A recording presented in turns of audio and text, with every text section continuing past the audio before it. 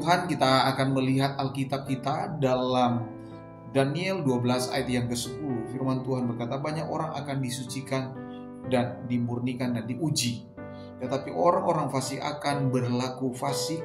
Tidak seorang pun dari orang fasik itu akan memahaminya, tetapi orang-orang bijaksana akan memahaminya. Puji Tuhan, dengan tema masa penampian. Nah, kita orang-orang yang disucikan, dan kita sudah tahu bagaimana ketika kita dimurnikan dan diuji, dan kita harus benar-benar bertahan di dalam Tuhan sekalipun kondisi tidak baik, dan kita berkata Tuhan tetap baik. Dan suatu proses kehidupan yang kita jalani ini ya tidak gampang ya, untuk menjaga kemurnian ya.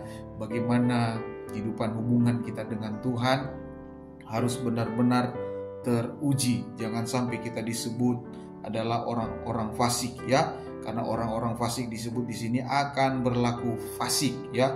Tidak seorang pun dari orang fasik itu akan memahaminya ya. Dan selanjutnya dikatakan tetapi orang-orang bijaksana akan memahaminya. Jadi kita harus memiliki bijaksana dan memahaminya. Dan kita melihat di dalam Maleakhi 3 ayat yang ke-17 ayat 18, bagaimana di sini katakan mereka akan menjadi milik kesayanganku sendiri. Wow, luar biasa ya. Kita memiliki bijaksana, orang-orang yang tahan uji ya, melewati gelombang masalah hidup ini, dan Tuhan melihat bagaimana kita akan disebut bahwa menjadi kesayangannya Tuhan ya. Dikatakan di sini mereka akan menjadi milik kesayanganku sendiri. Firman Tuhan semesta alam, pada hari ku siapkan. Jadi luar biasa ya. Hari yang Tuhan siapkan adalah hari yang spesial buat kita orang-orang yang bertahan. Aku akan mengasihani mereka sama seperti seorang menyayangi anaknya yang melayani dia ya.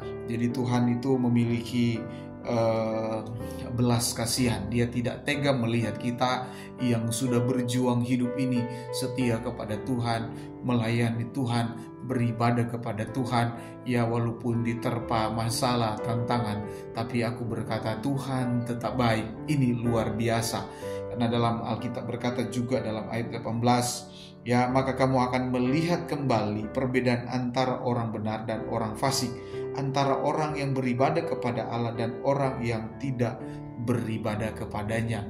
Luar biasa, puji Tuhan. Satu lagu pujian yang berkata, ku berjuang sampai akhirnya engkau mendapatkan. Kita tetap setia. Mari kita mau berjuang terus, tetap setia, dan kita akan teruji bagaimana kita memiliki kesetiaan kepada Tuhan di dalam masa penampian hari-hari ini. Saya percaya Tuhan tidak pernah meninggalkan kita. Dia Immanuel, akan selalu menyertai kita. Puji Tuhan, Tuhan Yesus memberkati.